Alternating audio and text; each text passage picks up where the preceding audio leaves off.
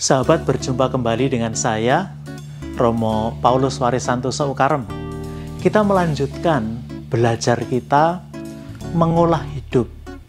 Bagaimana kita menata hidup kita kalau di dalam diri kita ada banyak duri-duri yang menusuk, yang menghambat pertumbuhan kita. Nah, seperti yang saya janjikan, duri pertama yang kita lihat adalah keputusasaan. Putus asa, kehilangan harapan, itu sesuatu yang berat untuk ditanggungkan. Untuk mengawali pembahasan kita, untuk memiliki sedikit bayangan mengenai seperti apa keputusasaan itu, baik kalau kita melihat apa yang ditulis oleh Injil Markus bab 14 ayat 34. Saat itu Yesus sedang berada di Taman Getsemani. Dia menemui murid-muridnya dan berkata, "Hatiku sangat sedih, seperti mau mati rasanya." Apakah kita memiliki pengalaman kesedihan seperti yang dialami Yesus, yang membuat dia seolah-olah seperti mau mati saja rasanya? Berat, amat berat. Dan dalam pengalaman hidup kita sehari-hari, ada begitu banyak hal yang membuat kita kehilangan harapan. Kita tidak mampu lagi melihat adanya terang sinar di depan kita. Semua gelap, semua sedih. Tidak ada lagi kegembiraan, tidak ada lagi cahaya. Nah, ada cerita dari seorang ibu yang ditulis di sebuah buku. Ibu ini bernama Karen. Dia menceritakan begini. Dia bertemu dengan calon suaminya di tempat kerja. Calon suaminya ini orang yang menarik, ceria, gembira, suka menolong. Singkat kata, ideal untuk dijadikan pasangan hidup.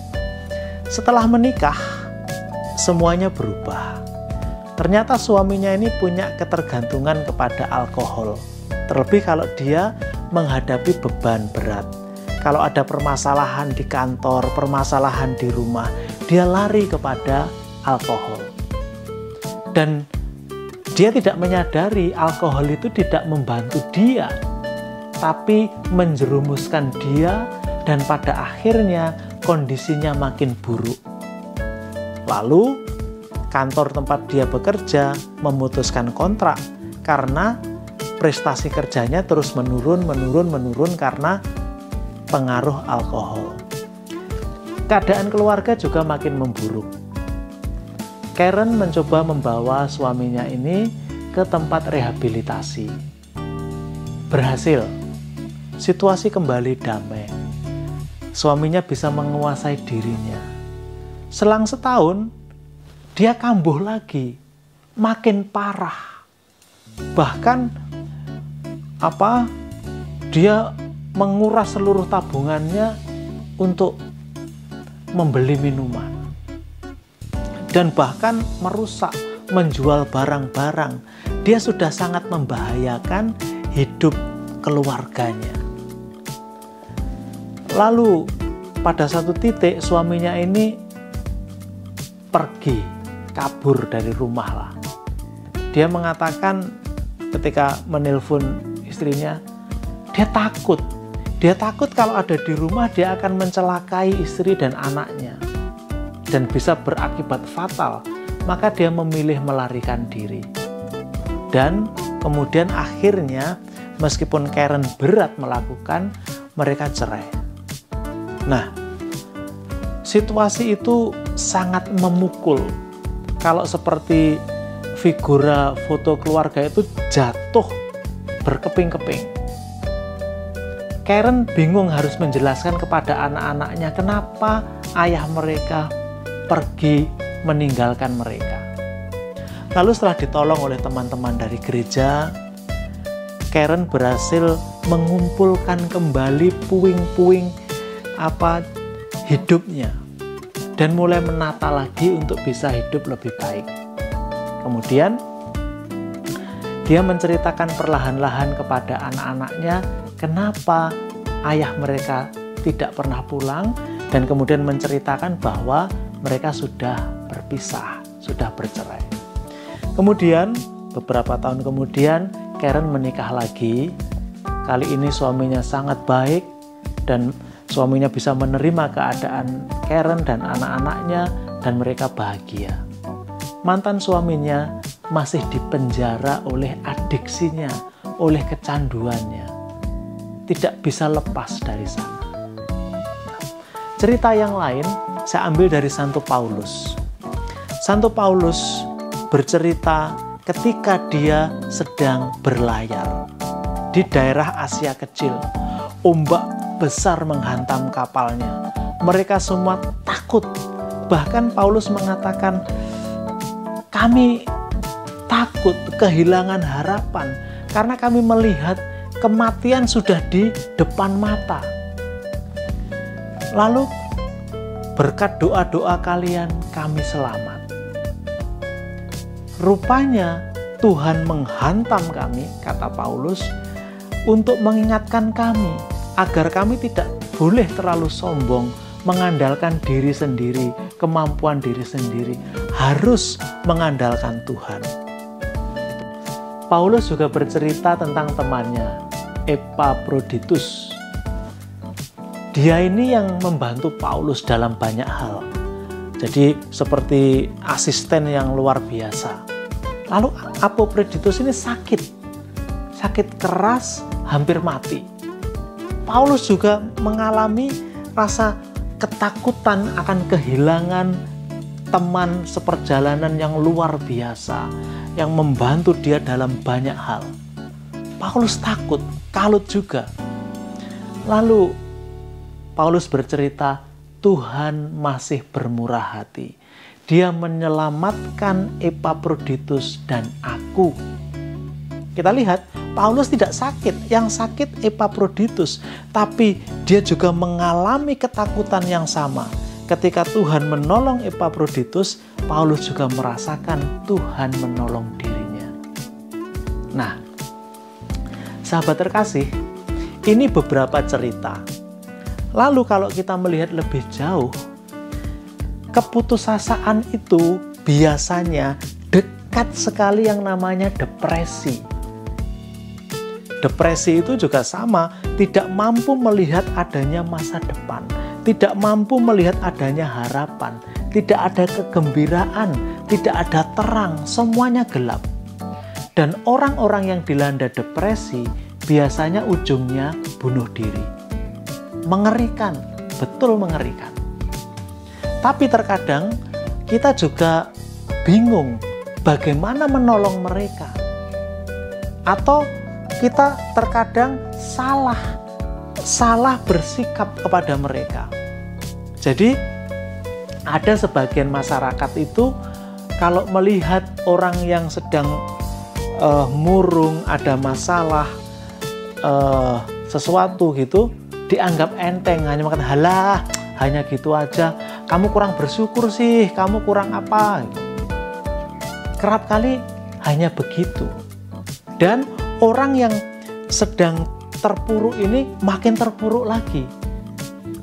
Dia tidak ingin seperti itu, dia tidak ingin kehilangan harapan, tapi kemudian oleh orang-orang di sekitarnya, dia dianggap, halah, kurang, hanya begitu aja, kamu kurang bersyukur saja.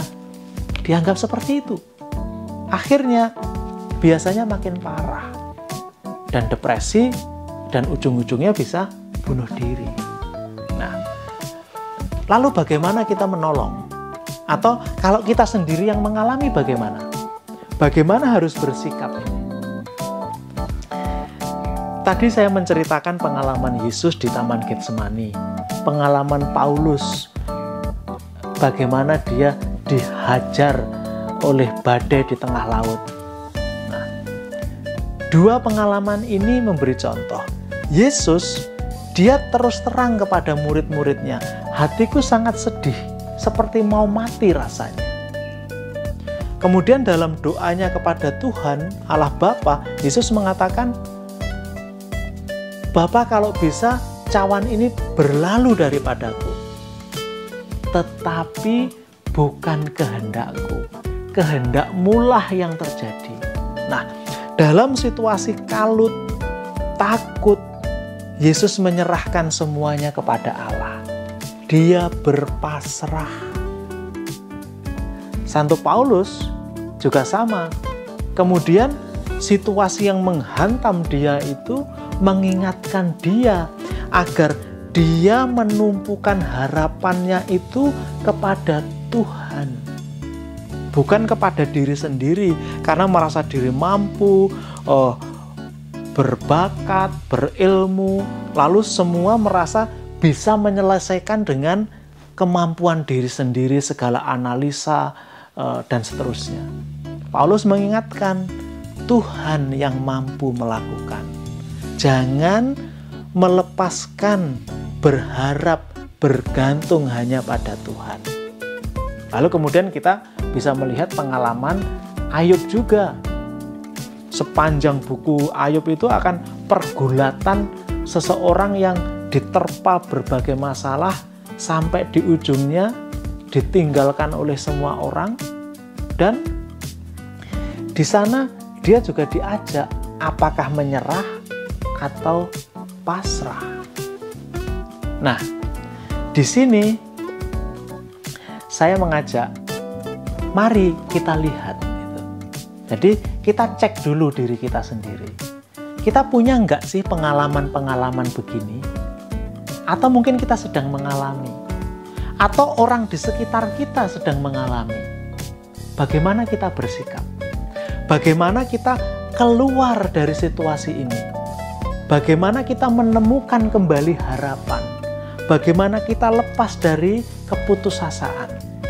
Nah, mungkin kita bisa catat pengalaman-pengalaman kecil di masa lalu, bagaimana saya keluar dari situasi ini. Apakah ada formulanya?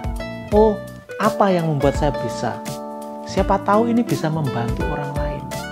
Lalu atau mungkin orang di sekitar kita sedang mengalaminya. Kiranya apa yang bisa saya buat untuk membantu mereka? Sebagai penutup, baik juga kalau kita melihat lagi pengalaman Santo Paulus yang ditulis dalam suratnya kepada Korintus, surat yang kedua ya, 2 Korintus bab 1 ayat 8 sampai 11a. Bagaimana kemudian Paulus bisa keluar dari situasi itu? Nah, terakhir, benar-benar terakhir sebagai penutup, kesedihan itu ada di mana-mana. Beban itu ada di mana-mana. Satu hal yang harus selalu kita ingat, Tuhan tidak membiarkan kita jatuh. Kalau orang-orang di sekitar kita mungkin ya membiarkan kita jatuh, tapi Tuhan tidak pernah membiarkan kita jatuh. Dia akan menolong kita, menyiapkan banyak orang, banyak alat bantu untuk membantu kita bangkit lagi. Kali ini kita sampai di sini. Tuhan memberkati.